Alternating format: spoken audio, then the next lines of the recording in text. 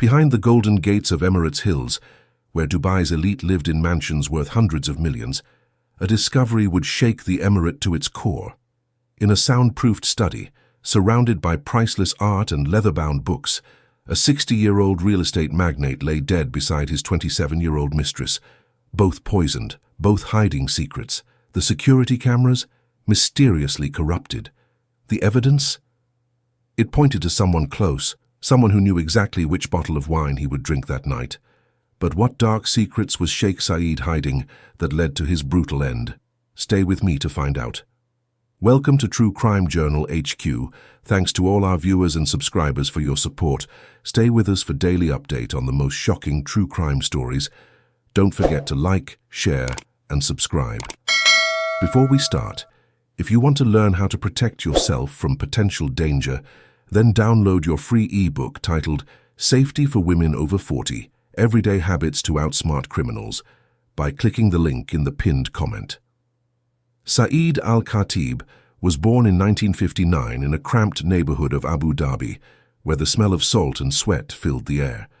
His father, Abdulaziz, spent his days diving for pearls in the Arabian Gulf before becoming a modest merchant selling textiles in the old souk. The family barely scraped by, but young Said possessed something his siblings didn't, an obsession with money and status. While other children played football in dusty alleys, Said studied the wealthy merchants who visited his father's shop. He memorized how they negotiated, how they dressed, how they commanded respect. At 15, he convinced his father to send him to a British boarding school in London, using money saved from years of pearl diving. England transformed him. He absorbed Western business strategies, learned to speak English like a native, and built connections with sons of oil executives and bankers. But he never forgot the humiliation of poverty, the way people looked down on his father's calloused hands and sun-damaged skin.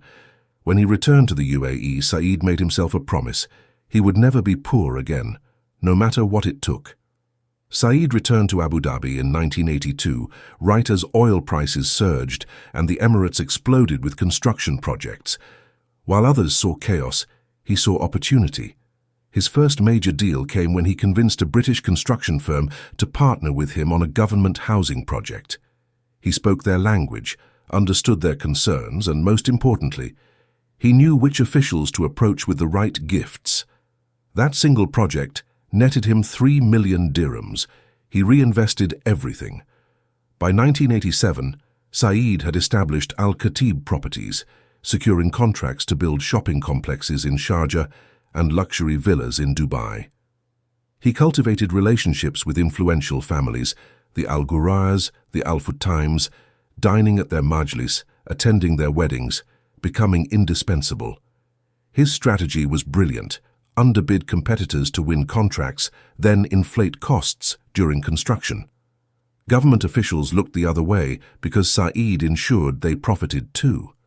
By the early 1990s, his company had built half of Jumeirah's beachfront properties. The al-Katib empire wasn't just built on ambition, it was built on knowing who to pay, what to hide, and when to strike.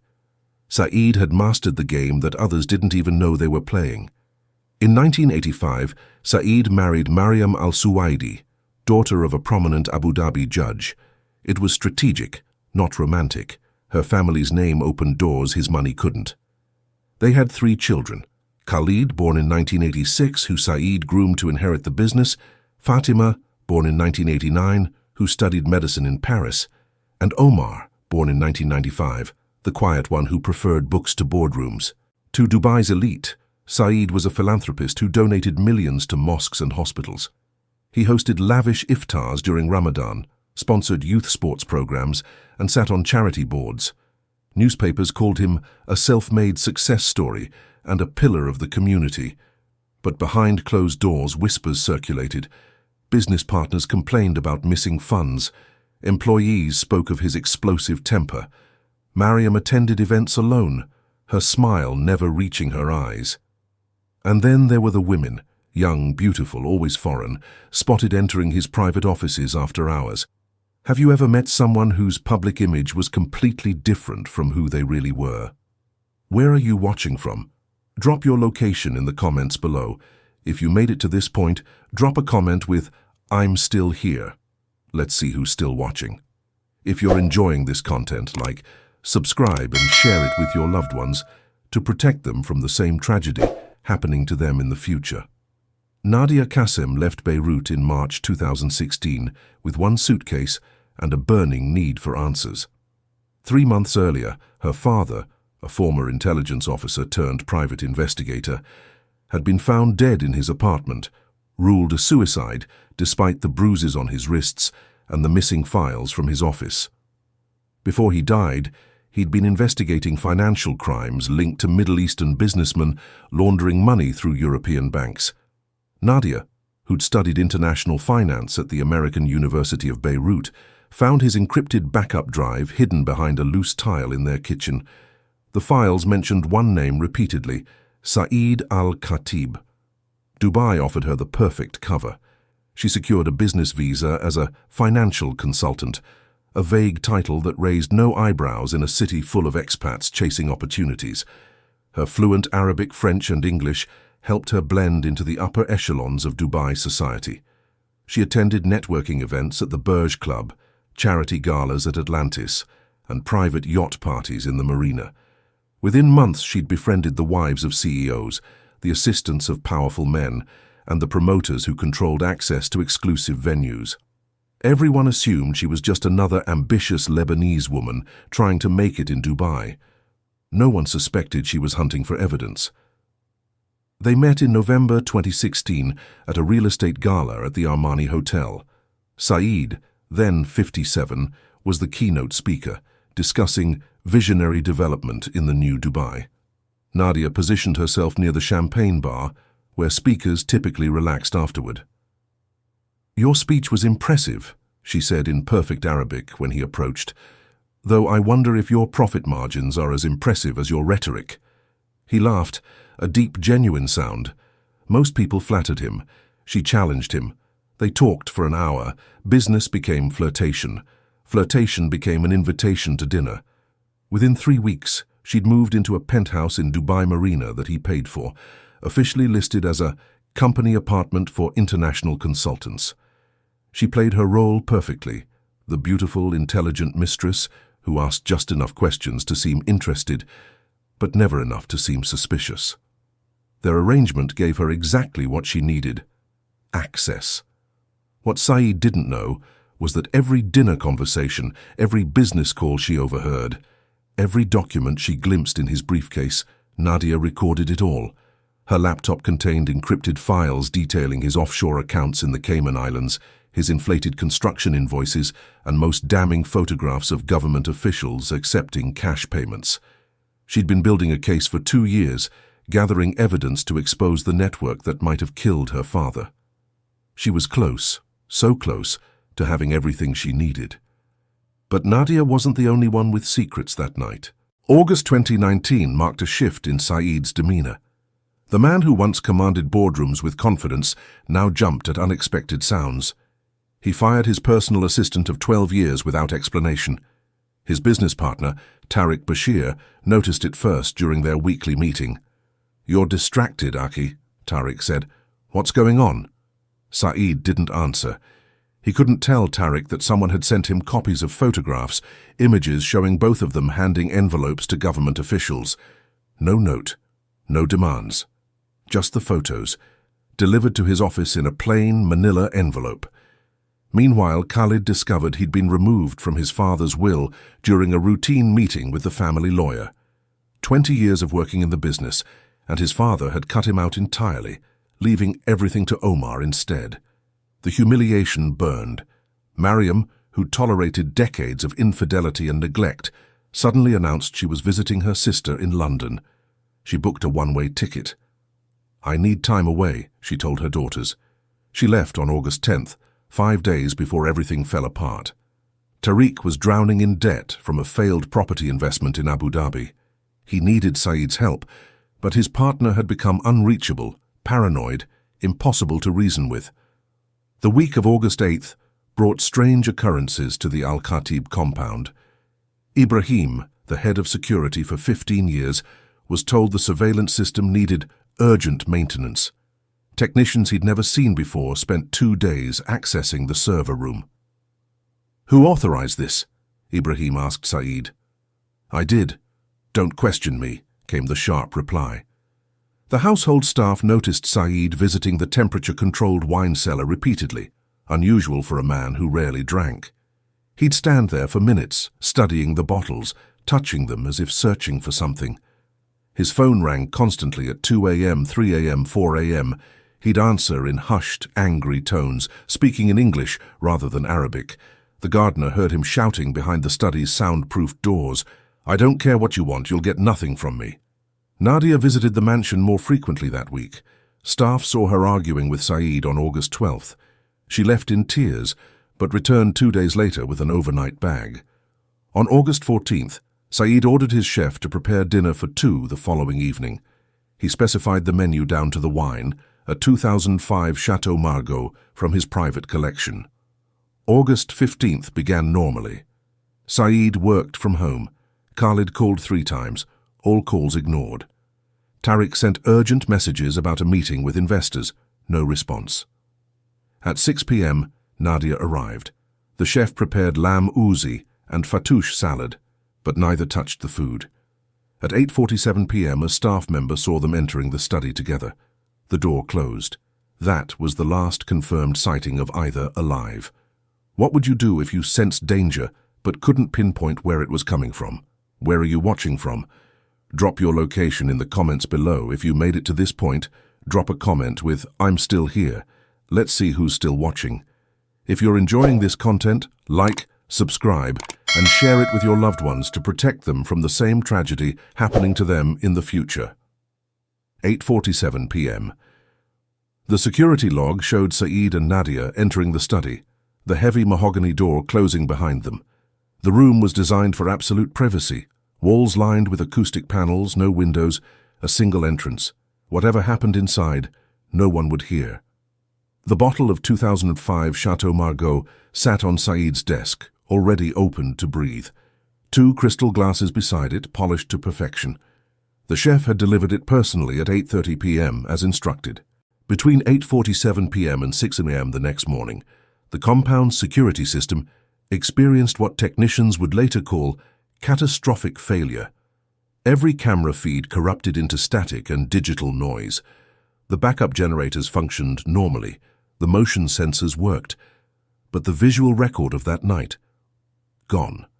At 11:34 p.m., the electronic gate system logged an error code. The main entrance locked down completely, responding to neither keycard nor manual override. It would remain sealed until morning. No staff members entered the mansion's main wing after 9 p.m. They'd been given strict instructions that Said was not to be disturbed. The chef, the housekeepers, Ibrahim the security chief, all remained in the staff quarters, a separate building 100 meters from the main residence. Outside, Dubai's summer heat had cooled to a humid 32 degrees. Inside the study, 2 people were dying, slowly and painfully, while oleander toxins shut down their bodies cell by cell. Oleander is one of the most toxic plants in the world. Every part contains cardiac glycosides that disrupt the heart's electrical signals. In the Middle East, it grows everywhere. In parks, along highways, in landscaped gardens like the ones surrounding the al-Katib mansion. But extracting a lethal dose requires specific knowledge: which parts to harvest, how to concentrate the toxins, what quantity proves fatal. Someone had ground the plant matter into a fine powder, then mixed it into the wine. The medical examiner would later determine that Said died first, approximately 1:30 a.m. Nadia survived until 5:30 a.m., a 4-hour gap that told investigators something crucial. The poison wasn't evenly distributed. Said's glass contained more. This wasn't random. This was calculated. The positioning of the glasses told another story. Said's was empty, drained completely. Nadia's was 3/4 full, knocked over, red wine staining the Persian rug. Had she realized too late? Had she tried to help him? Or had she refused to drink?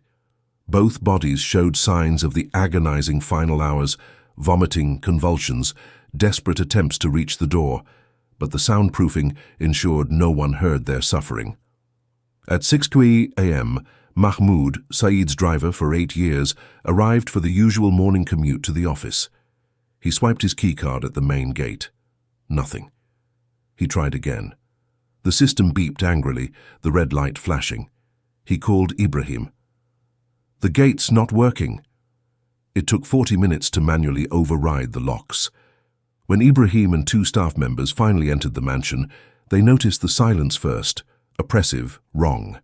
They found the study door closed, but unlocked. Ibrahim pushed it open. The smell hit him first. Vomit, death, and the metallic tang of blood. Saed lay face down 3 meters from his desk, one arm outstretched toward the door. Nadia was slumped against the bookshelf, her eyes still open, fingers clawed into the carpet. The wine bottle sat empty on the desk. 2 glasses, papers scattered everywhere. Ibrahim stumbled backward, fumbling for his phone. "Call the police, now!" Dubai police arrived within 12 minutes. 3 patrol cars, then detectives, then forensic teams in white suits. They photographed everything, bagged evidence, sealed the room. But what investigators found behind that bookshelf would crack this case wide open. Detective Youssef al-Mansouri had investigated murders for 15 years in Dubai, but he'd never seen anything like this. While examining the study's ornate bookshelf, imported teak from Indonesia worth 80,000 dirhams, his hand brushed against a volume of Arabic poetry. The entire section shifted backward with a soft click. Behind it, a concealed safe built into the wall. It took specialists 3 hours to crack it open. Inside, they found documentation of corruption spanning 2 decades. Leather-bound ledgers detailed payments to government officials, 500,000 dirhams to approve a zoning variance, 1.2 million to expedite a construction permit, 3 million to bury an environmental impact report. But the photographs were worse. Dozens of them, organized in labeled folders. Ministers accepting briefcases of cash. Judges at private parties with women who weren't their wives. Business competitors in compromising positions.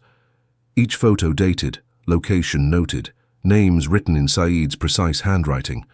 This wasn't just bribery. This was systematic blackmail. The offshore accounts showed the scale. Shell companies in the British Virgin Islands, Luxembourg and Panama. Over 240 million dirhams hidden from UAE tax authorities. Construction contracts where Saeed quoted 10 million dirhams but charged the government 18 million, pocketing the difference.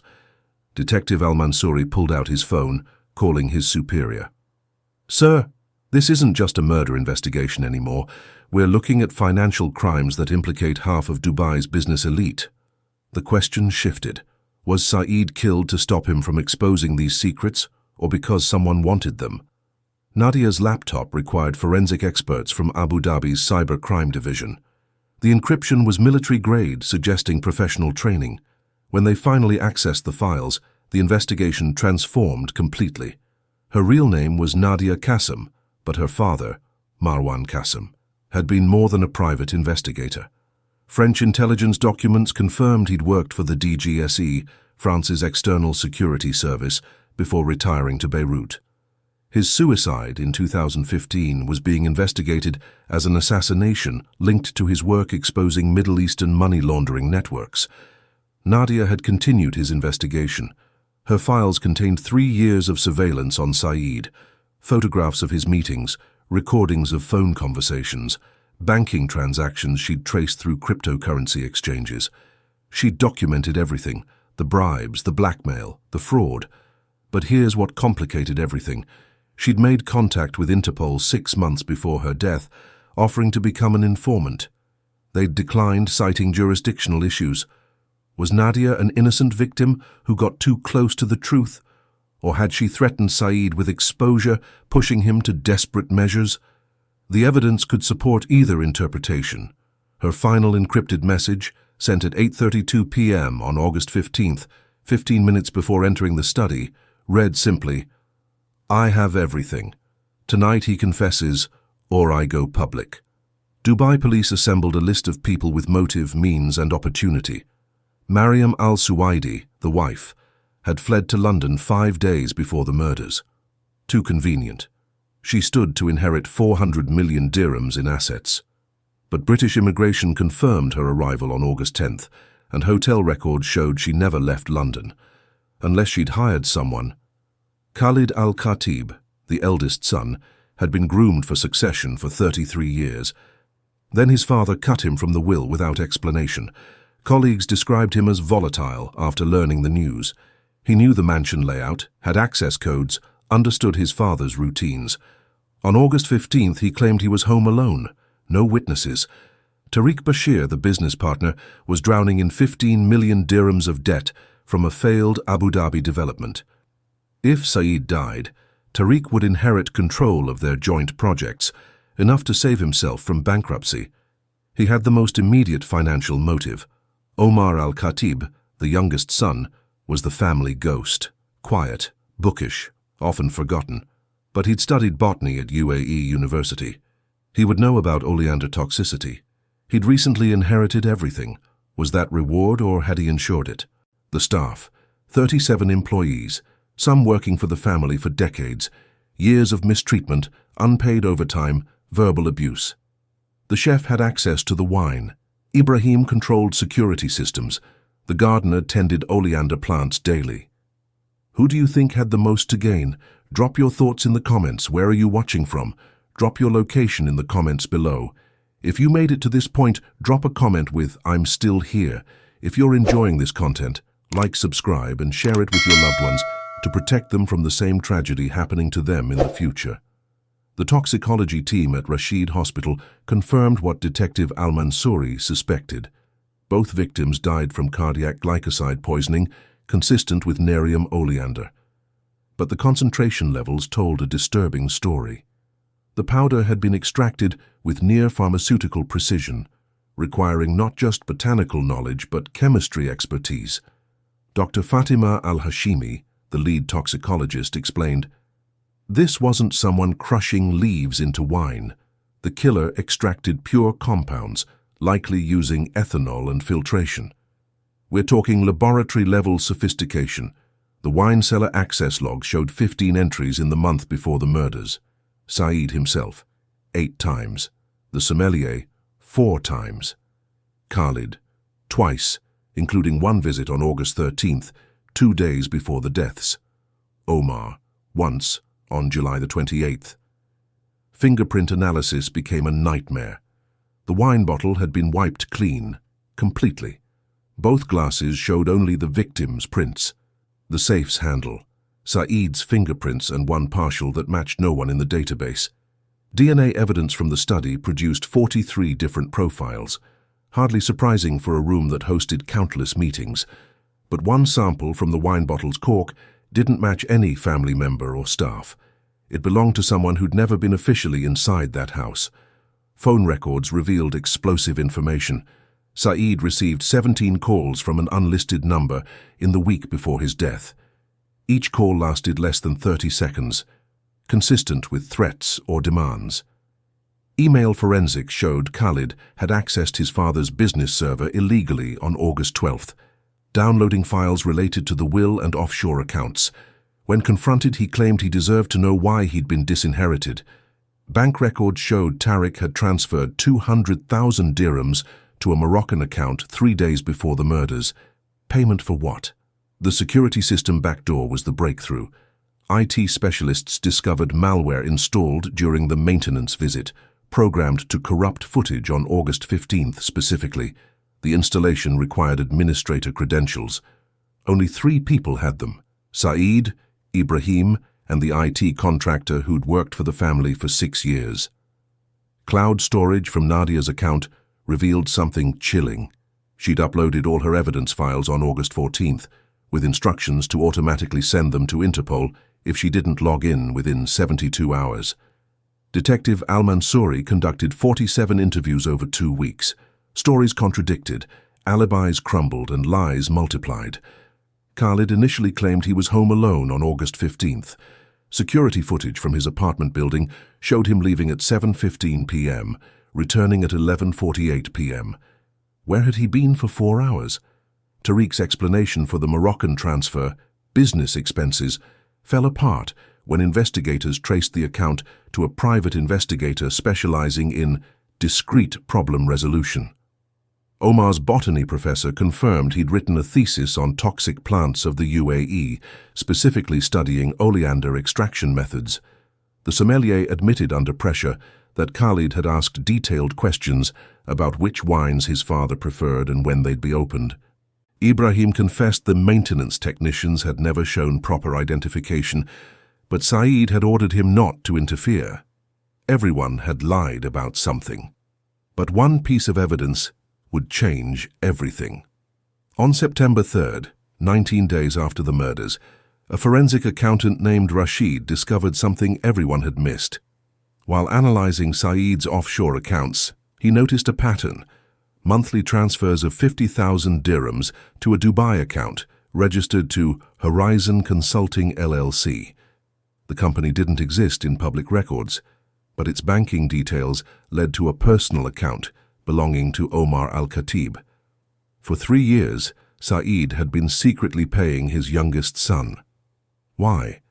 Detective al-Mansouri pulled Omar's university records. His botany thesis, titled Cardiac Glycosides in Regional Flora, Extraction and Concentration Methods, included detailed protocols for isolating oleander toxins. His chemistry minor gave him laboratory access, but the motive crystallized when investigators found Said's private journal locked in a desk drawer. The entry from July 15, 2019. Omar knows everything. He found the photographs, the ledgers, threatened to expose me unless I pay him monthly and make him sole heir. My own son is blackmailing me. But I've decided. I'll cut Khalid out publicly to satisfy Omar, then change everything back after dealing with him permanently. Said had been planning to betray Omar, and Omar somehow had discovered it. The ultimate betrayal, father and son, each plotting to destroy the other. September 4th, 6 a.m.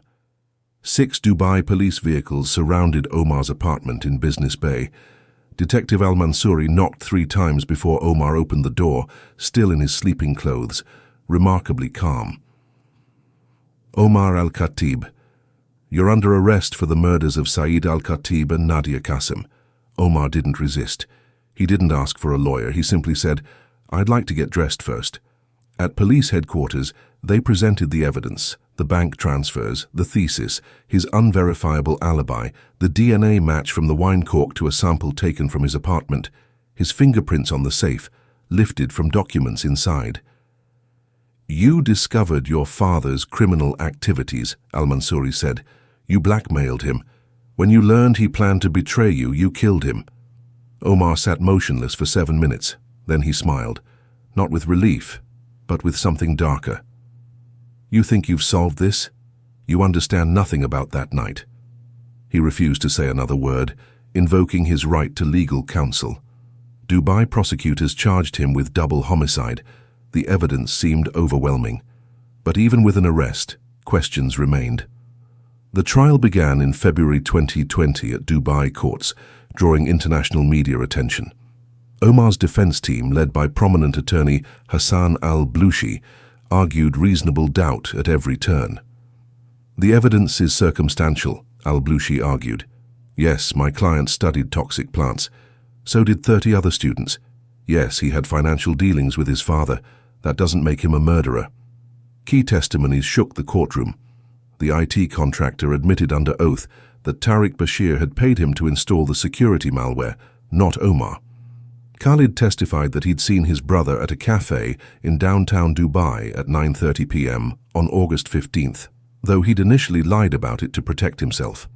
The prosecution presented the DNA evidence, the journal, the thesis, but Omar's lawyer produced security footage from Omar's university laboratory showing he hadn't accessed it in 4 months, making oleander extraction there impossible. After 6 weeks of testimony, the judges deliberated for 3 days. The verdict: not guilty due to insufficient evidence. The courtroom erupted. Omar walked free, his expression unreadable. Detective al-Mansouri threw his files across his desk. Someone had murdered Said and Nadia, poisoned them methodically and deliberately. But if not Omar, then who? The case remains officially unsolved. The scandal destroyed Emirates Hill's carefully maintained image of prestige. Property values dropped 15% within months. Families who'd lived there for decades quietly moved to Palm Jumeirah or Arabian ranches, desperate to escape the association. The al-Katib business empire collapsed spectacularly. Government contracts were terminated. Partners dissolved agreements. By 2021, al-Katib Properties declared bankruptcy, its assets liquidated to pay creditors and legal fees. The blackmail victims whose photographs Sahed had collected? 3 resigned from government positions for personal reasons. 2 left the UAE entirely. The photographs were sealed by court order, but the damage to reputations was already done. Nadia's mother, still in Beirut, filed a wrongful death lawsuit seeking 10 million dirhams. The case settled quietly out of court for an undisclosed amount. The mansion sits empty today, behind those gold-leafed gates. Real estate agents have tried selling it 4 times. No buyers. Dubai residents call it the Poison Palace. Some claim they see lights in the study window at night, though the electricity was disconnected years ago. Where are you watching from? Has your city ever had a scandal like this? Let me know in the comments. If you made it to this point, drop a comment with "I'm still here." If you're enjoying this content, like, subscribe, and share it with your loved ones to protect them from the same tragedy happening to them in the future. 5 years later, the al-Katib case remains Dubai's most controversial unsolved mystery. Was justice truly served when Omar walked free? Detective Al-Mansouri retired in 2022, still convinced they arrested the right person, but couldn't prove it beyond reasonable doubt. Others wonder if there were conspirators they never identified. That unmatched DNA on the wine cork, whose was it? The malware Tariq paid for, was he involved in the actual murders or just trying to hide his own corruption? And what happened to all those blackmail photographs? The court sealed them, but copies could exist anywhere. Some Emirates Hills residents whisper about supernatural explanations, jinn, curses, divine retribution for Saed's crimes. Superstition or not, the fear is real. The lessons are clearer. Wealth without integrity builds empires on sand. Saed's billions couldn't save him from the enemies he created. Trust, once weaponized through blackmail and betrayal, becomes a deadly poison itself. Every secret he kept, every double life he led, brought him closer to that fatal night. What would you have done differently? Do you think the real truth came out? Let me know your theory in the comments below. Subscribe for more true crime stories from the Middle East and beyond. Until next time, stay safe, stay vigilant, and remember, some secrets are worth dying for, but none are worth killing for. Before you go, if you want to learn how to protect yourself from potential danger, then don't forget to download your free ebook titled Safety for Women Over 40, Everyday Habits to Outsmart Criminals by clicking the link in the pinned comment.